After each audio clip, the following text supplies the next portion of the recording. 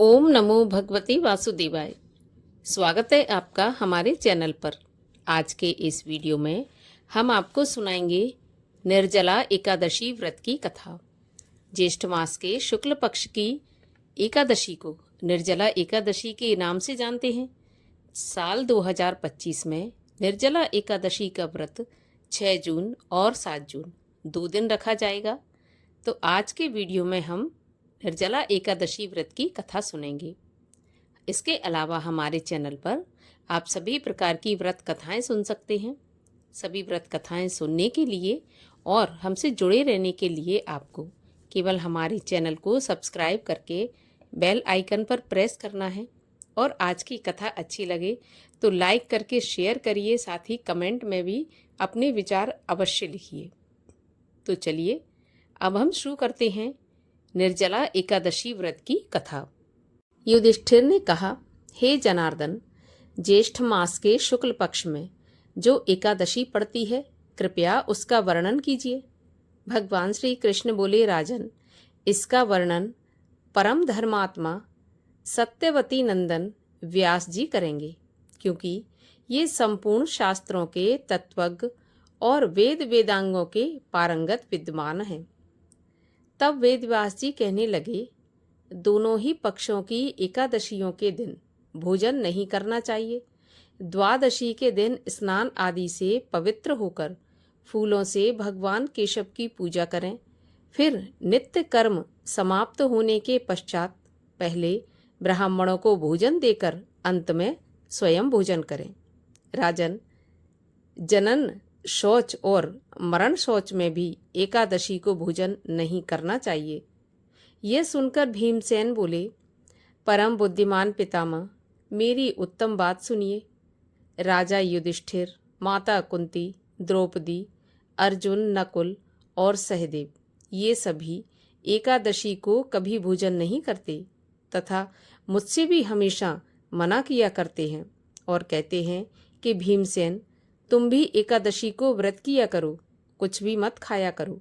किंतु मैं उन लोगों से यही कहता हूँ कि मुझसे भूख सहन नहीं होती, मैं भूखा नहीं रह पाऊंगा। भीमसेन की बात सुनकर व्यास जी ने कहा कि यदि तुम्हें स्वर्गलोक की प्राप्ति चाहिए और नरक को दूषित समझते हो, तो दोनों पक्षों की एकादशियों के दिन भोजन का त्याग करना चाहिए।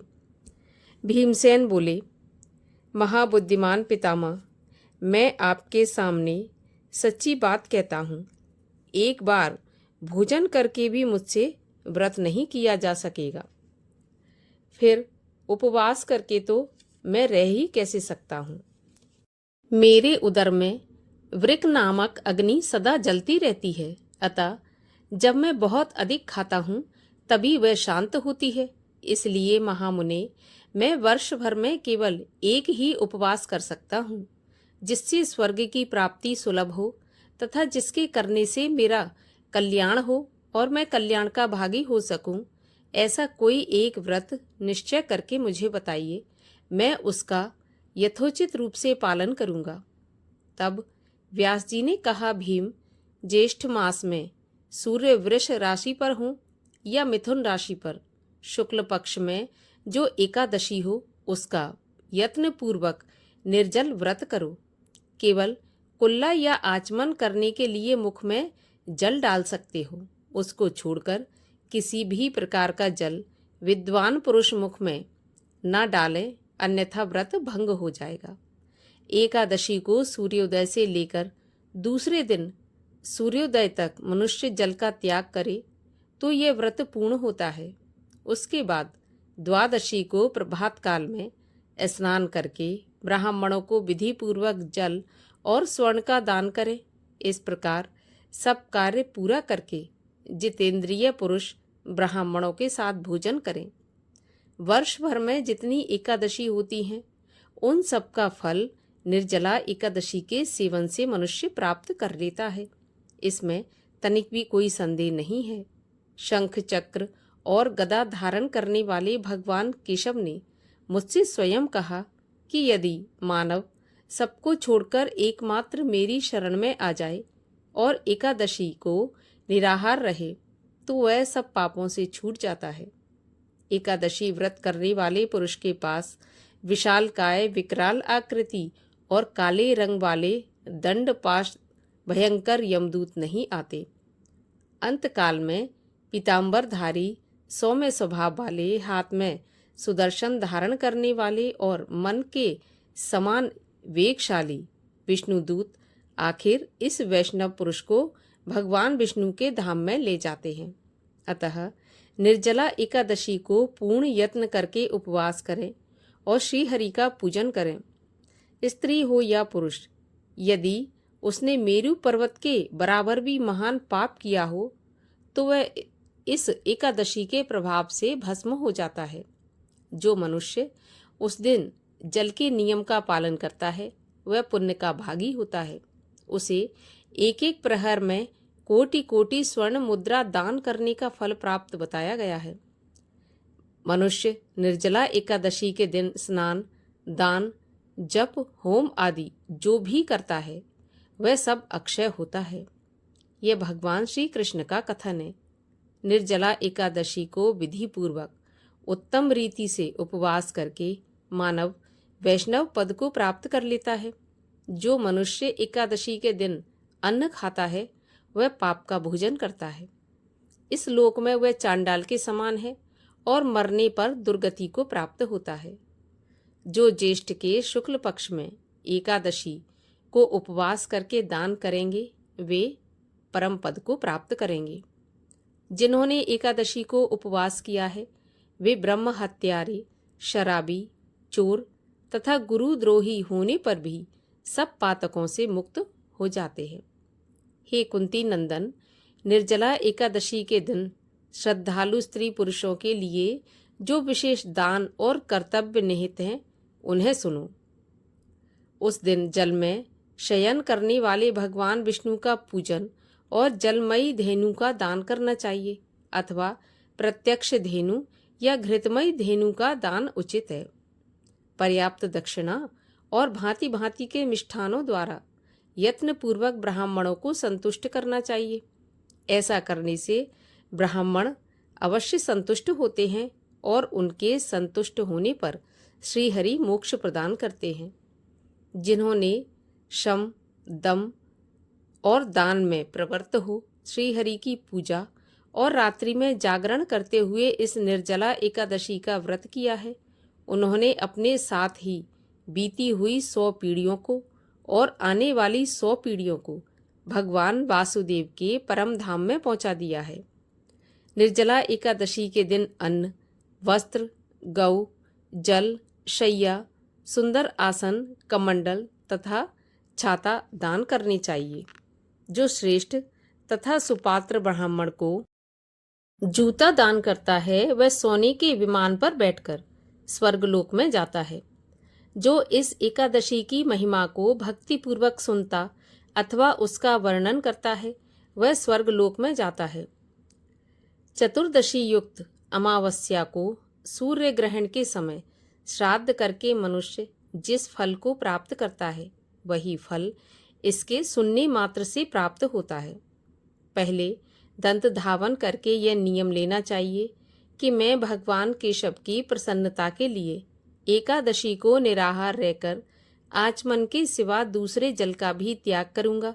द्वादशी को देव देवेश्वर भगवान विष्णु का पूजन करना चाहिए। गंध, धूप, पुष्प और सुंदर वस्त्र से विधि पूर्वक पूजन करके जल के घड़े का दान का संकल्प करना चाहिए और मन ही मन भगवान से इस प्रकार प्रार्थना करनी चाहिए कि प्रभु, संसार सागर से तारने वाले हे देव देव ऋषिकेश, इस जल के घड़े का दान करने से आप मुझे परम गति की प्राप्ति कराइए। हे भीमसेन, ज्येष्ठ मास में शुक्ल पक्ष की जो शुभ एकादशी होती है उसका निर्जल व्रत करना चाहिए। उस दिन श्रेष्ठ ब्राह्मण को शक्कर के साथ जल के घड़े का दान करना चाहिए। ऐसा करने से मनुष्य भगवान विष्णु के समीप पहुंचकर आनंद का अनुभव करता है। इसके बाद द्वादशी को ब्राह्मण भोजन कराने के बाद स्वयं भोजन करें। जो इस प्रकार पूर्ण रूप से पाप नाशनी एकादशी का व्रत करता है वह सभी पापों से मुक्त होकर आनंदमय पद को प्राप्त करता है। यह सुनकर भीमसेन ने भी इस शुभ एकादशी का व्रत आरंभ कर दिया। तब से इस लोक में इसे पांडव द्वादशी के नाम से जाना जाने लगा। और आइए अब करते हैं एकादशी माता की आरती। ओम जय एकादशी माता मैया जय एकादशी माता, विष्णु पूजा व्रत को धारण कर शक्ति मुक्ति पाता। ओम जय एकादशी माता, तेरे नाम गिनाऊं देवी, भक्ति प्रदान करनी, गण गौरव की देनी माता, शास्त्रों में वरनी।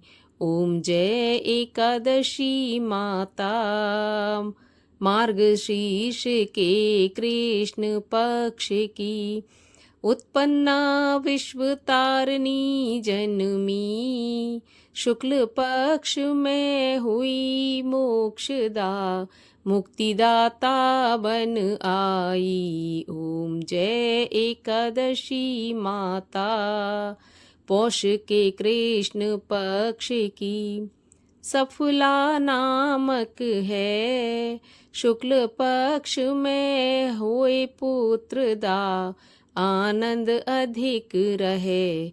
ओम जय एकादशी माता, नाम षट तिला माघ मास में कृष्ण पक्ष आवे, शुक्ल पक्ष में जया कहावे, विजय सदा पावे।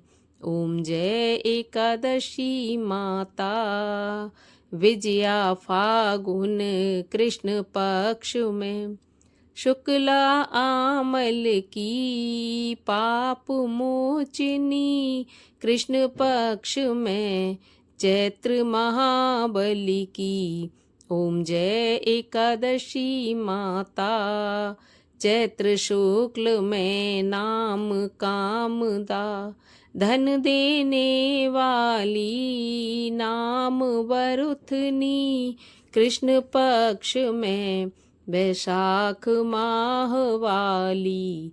ओम जय एकादशी माता, शुक्ल पक्ष में होए मोहिनी, अपराज्येष्ठ कृष्ण पक्षी, नाम निर्जला सब सुख करनी, शुक्ल पक्ष रखी। ओम जय एकादशी माता, योगिनी नाम आषाढ़ में जानू, कृष्ण पक्ष करनी, देवशयनी नाम कहायो, शुक्ल पक्ष धरनी। ओम जय एकादशी माता, कामिका श्रावण मास में आवे, कृष्ण पक्ष कहिए, श्रावण शुक्ला होए पुत्रदा, आनंद से रहिए।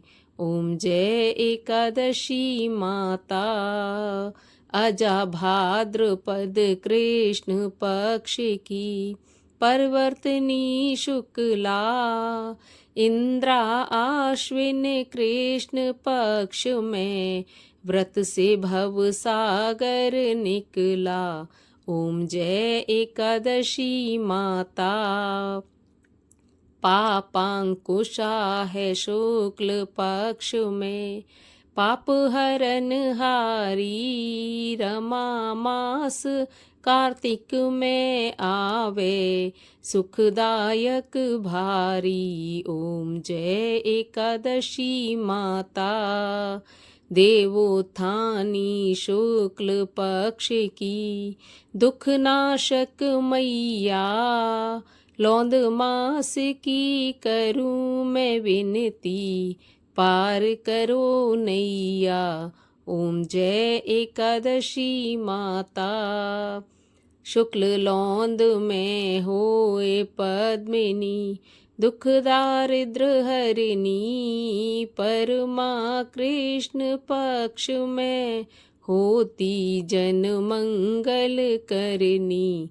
ओम जय एकादशी माता, जो कोई आरती एकादशी माँ की भक्ति सहित गावे, जन सामान्य स्वर्ग का वासा निश्चय ही पावे। ओम जय एकादशी माता। बोलिए एकादशी मैया की जय, 11 माता की जय, भगवान श्री नारायण की जय, लक्ष्मी मैया की जय।